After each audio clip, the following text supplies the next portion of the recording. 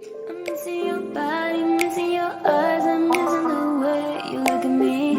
Well, you never love me, you never love me. What do you break my peace?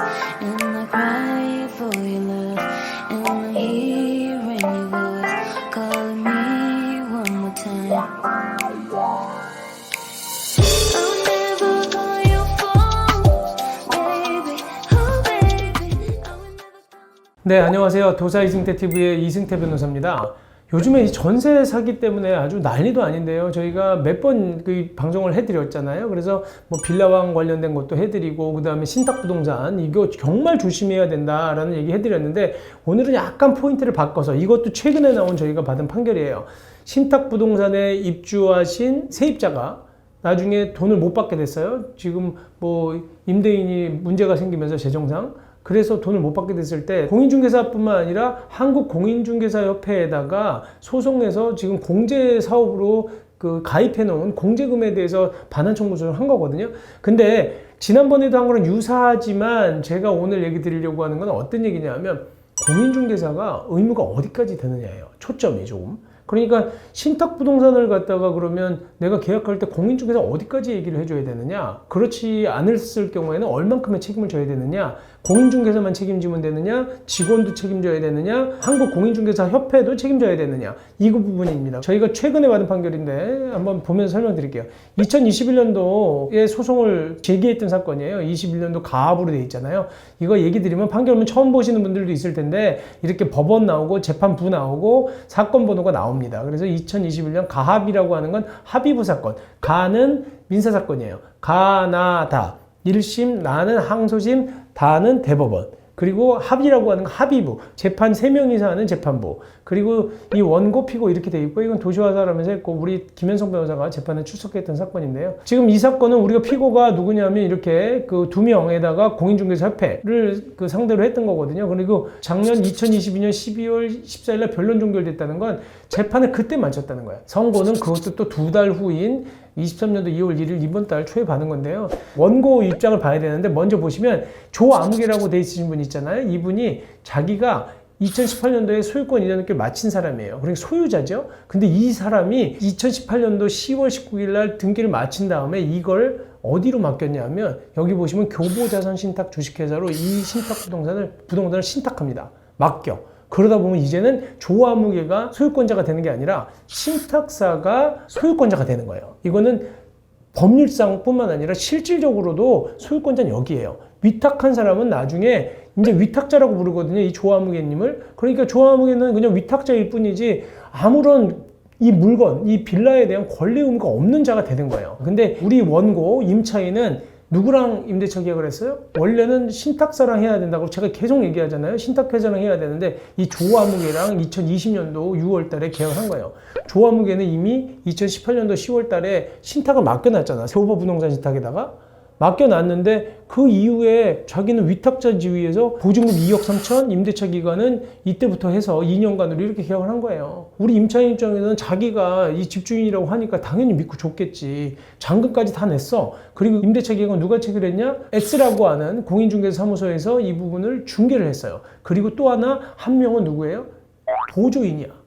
공인중개사뿐만 아니라 보조인. 피고 1은 중개사. 피고인은 그 밑에서 구체적인 중개 업무를 보조한 보조인. 세 번째는 한국공인중개사협회. 이 사람은 공제조합에 가입을 한 거예요. 얼마를 가입했냐? 내가 만약에 부동산 중개행위를 하면서, 중개사가 중개행위를 하면서 고의 또는 과실에 의해서 거래 당사자에게 재산상의 손해를 발생하게 한 경우에는 공제가입 금액으로서 1억 원 한도 내에서 내가 배상해 주겠습니다라는 공제금 지급에 대한 공제 계약을 한 사람이거든요.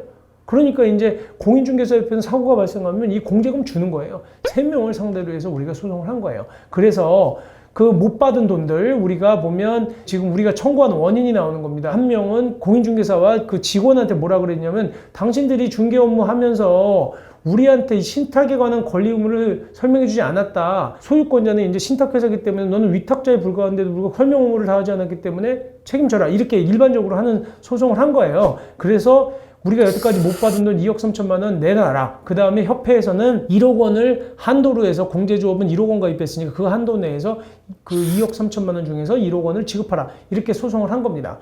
그래서 판결이 어떻게 나왔냐면 지금 여기에서는 다는 못 받죠. 왜냐하면 책임을 이제 감액을 좀 했는데 여기는 6,900만 원만 받은 거예요. 이분들도 다는 못 받았어요. 그러니까 원래 이분들은 이제 임대인한테 또 받아야 되고 임대인이 재산이 좀 있으면 거기서 일부 받거나 경매 과정에서 받을 수 있는 분들은 받는 거고 그 다음에 한 7천만 원 정도 받는데 여기서 중요한 건 오늘 봐야 되는 건 자 여기 보시면 피고 1번 누구예요? 누구라 그랬어요? 중개사. 그 다음에 이 2는 직원. 공동하여라는 거야. 누가 냈든지 간에 돈 있는 사람이 내라는 거야. 그리고 그 중에서 또 이 공인중개사, 한국공인중개사협회도 그 피고 공인중개사랑 공동해서 똑같이 내라는 거야. 그러니까 세 명이 약간 정확하게 세 명은 아니지만 공인중개사협회까지 다 공동해서 내는 거예요. 이거는 누가 먼저 반반씩 내라는 게 아니야. 6,900만 원을 그러니까 먼저 돈 있는 사람이 내라는 거예요. 그럼 여기는 우리는 왜 공인중개사협회를 끌고 들어가느냐? 공인중개사협회가 먼저 공제조합에 가입했기 때문에 여기에다가 돈 달라는 게 편해.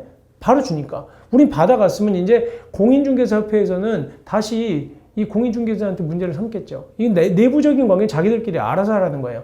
근데 여기서 극렬하게 피고들이 다퉜습니다. 무려 1년 반을 다퉜잖아요.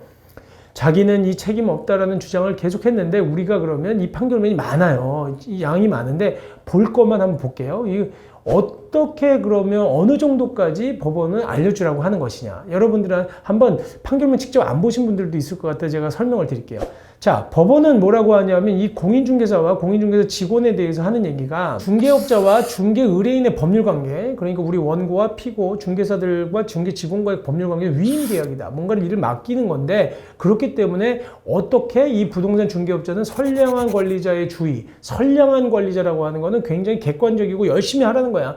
선량한 관리자의 주의로서 권리관계 등을 조사해서 중개 의뢰인, 그러니까 우리 임차인이 됐든 뭐 매도하는 사람이 됐든 매수인이 됐든 설명해 줘야 된다. 근데 네가 이런 거 설명해 주지 않아서 손해를 발생하게 한 때는 공인중개사법 30조에 의해서 배상할 책임이 있다. 그리고 또 하나 공인중개사뿐만 아니라 직접 중개 업무를 담당하는 보조원도 중개 업무를 수행함에 있어서 알려줘야 될 권리관계, 입지, 법령 규정, 그 다음에 물건의 상태 등에 대해서는 다 조사하고 확인할 의무가 있다. 함부로 공인중개사 사무실에서 이거 알바한다고 직원하고 뭐 하면서 그냥 대충 얘기해주면 안 돼요. 이거 공인중개사도 책임이 있지만 분명히 대법원에서 이미 2006년도에 판결한 거거든요. 보조원도 이거 다 업무 수행함에 있어서 상태, 입지, 권리관계 다 알려줘라. 물론 아까 말씀드린 것처럼 공인중개사만큼은 아니라고 하더라도 안 했으면 둘 다 책임지라는 거예요. 그 다음에 또 보세요. 신탁 등기가 되어 있는 부동산에 대해서 임대차 계약을 중개할 때 되는 신탁 관계가 설정되어 있는 사실, 그 다음에 그 의미가 뭐냐, 신탁이라는 게 의미가 뭐냐, 법적 효과가 뭐냐. 제가 아까 얘기했던 거, 신탁은 이미 신탁된 사람 이상 위탁자, 신탁을 맡긴 사람은 이제는 소유자가 아니다. 신탁회사, 여기서는 교보부동산 신탁이 신탁사임을 소유자라는 사실을 분명히 알려줬어야 된다. 그 법률적인 의미에 대해서. 그리고 만약에 이 수탁자가 누구라 그랬어요? 교보부동산 신탁에 동의를 받지 않는 경우에는 임대차를 해도 효력이 없다. 그거 설명 안 했으면 위반했다는 거예요. 그럴 때에는 손해배상 책임이 있다. 이렇게 법원이 인정을 한 거예요. 그렇기 때문에 이게 굉장히 중요한 부분입니다. 손해배상 책임이 그래서 이거 설명 안 해줬기 때문에 너는 그 문제가 있다. 그러면서 공인중개사들이 뭐라 그랬냐면 아니, 나는 내가 어느 정도 얘기를 했다라고 당연히 주장하겠지. 난 얘기를 했다. 뭐 그리고 여러 가지 설명을 했다라고 하는데 기본적으로 신탁 원부를 제시하지 않았다는 거예요. 신탁 원부를 제시하지 않았다는 건 신탁 계약서에 보면 아까 같은 신탁 계약서 제가 한번 보여드렸는데 부동산 등기부등본을 띄면 그 소유자 신탁이라고 나오고 밑에 신탁 원부 번호가 나와. 그 신탁 원부를 발급받아서 보여줘야 돼. 그거는 등기부는 일반적으로 바로 전자적으로 안 띄워져요. 그 신탁 원부는. 신탁 원부는 등기소에서 발급받아서 신탁 원부를 복사에다가 보여줬어야 된다는 거야. 신탁 계약의 내용을. 그거를 지금 하지 않았다는 거거든요. 그래서 이거를 이렇게 신탁원부도 보여주지 않았고 또 하나 여기서 계속 이런 얘기를 합니다. 신탁계약 말소가 조건이다라고 했다는 거예요. 잔금 납입하면 신탁계약을 말소해 주겠습니다라는 것까지는 기재했다는 거예요. 근데 지금 이분들이 주장하시는 건 뭐냐면 분명히 자기는 임대차 계약서 특약상에다 신탁등기 융자 말소 조건이라고 적어놨다는 거야. 그러니까 한마디로 잔금 내면 그때 신탁 등기 융자 말소 조건이라는 사항을 포함해놨다는 거예요. 그렇기 때문에 잔금 주면 신탁 등기 말소해 준다고 분명히 이 위탁자가 얘기했다. 그 처음 소유자 있잖아. 이 건물 소유자 위탁한 사람, 교보자산 신탁에다가 물건 맡긴 그 사람이 신탁 등기 융자 말소 조건이라고 해주겠다라고 해서 나는 그렇게 믿고 나도 그냥 계약서 써준 건데 내 책임이 뭐가 있냐. 분명히 그것도 권리관계란에도 신탁 등기 상태라고 써져 있고 잔금과 동시에 말소 진행 예정이라고 문구가 적혀져 있다. 난 그렇기 때문에 다 설명했다.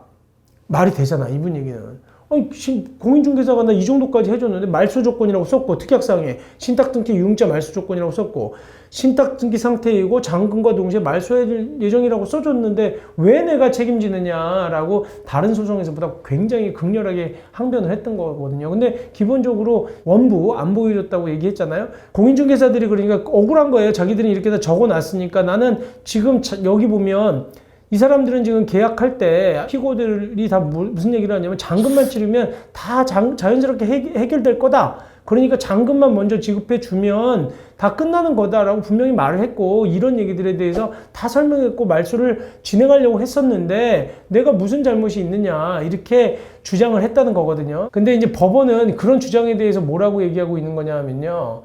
지금 이분들이 보면 만약에 임대차 보증금을 지급하더라도 여기 보시면 신탁 등기 말소를 청구해야 될 경우 그 일주일 정도 걸린다는 거예요. 그냥 쉽게 말소가 안 된다는 겁니다. 그 다음에 이게 담보 신탁 계약이기 때문에 신탁 등기를 해지하기 위해서는 우선 수익자들인 해당 금융기관의 대출금 채무가 먼저 상환돼야 된다는 거예요. 함부로 이게 그러니까 신탁 등기가 돈을 얘가 잔금을 줬다고 해서 바로 말소가 되지 않는다는 거예요.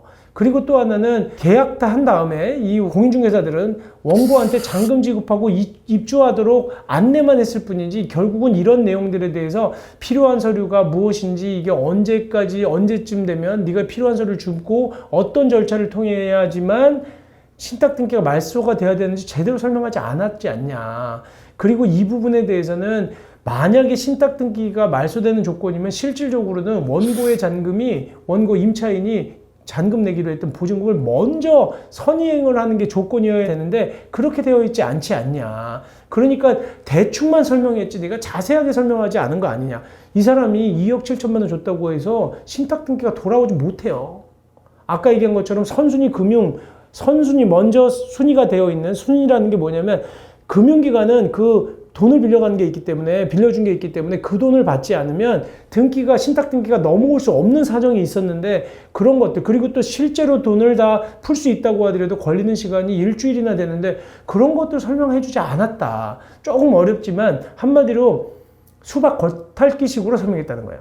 불가능한 얘기를 가능하지 않은 것을 대충만 설명했기 때문에 이거는 안 된다. 이렇게 한 겁니다. 그러니까 더 가면 굉장히 어려워요. 하지만 제가 이 정도까지만 얘기 드리는데 공인중개사 분들도 이 판결 잘 보셔야 돼요. 무조건 신탁 등기 말소 그 특약 있음. 그리고 잔금 지급하면 말소해 주겠다. 이게 우리가 근저당권 뭐 마치 잔금 넣으면 아파트 근저당권 말소해 주는 거랑 같지 않다는 거예요.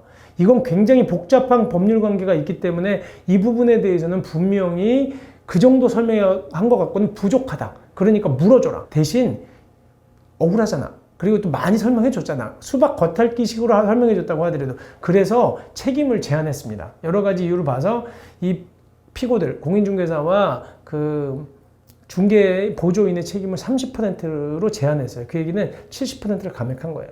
요 정도까지만 물어줘라.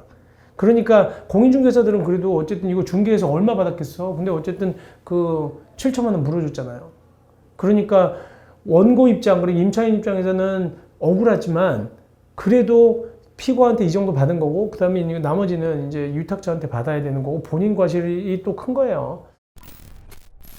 어쨌든 이렇게 판결 받았다는 거 보시고 제가 오늘은 그냥 판결 자체를 보여주면 설명드렸는데 오늘 중점적으로 하고 싶은 얘기는 공인중개사가 어디까지 설명해 줘야 되느냐. 단순히 그냥 신탁 등기 말소 예정임 뭐 신탁 잔금 지급하면 신탁 등기를 말소하는 것을 조건으로 함 이 정도 갖고는 설명 못 했다는 겁니다. 그러니까 공인중개사분들도 이 유튜브 보시고 더 고민하시고 그 다음에 설령 이런 게 써 있다고 하더라도 만약에 손해를 보신 분 제대로 설명 못 들으신 임차인들이 있다면 임대인, 위탁자를 상대로 소송하는 것뿐만 아니라 그 공인중개사, 그 다음에 그 중개보조원, 그 다음에 한국공인중개사협회를 상대로도 그 소송을 할 수 있다는 것, 그리고 또 승소를 할 수 있다는 것을 말씀드리도록 하겠습니다. 네, 감사합니다.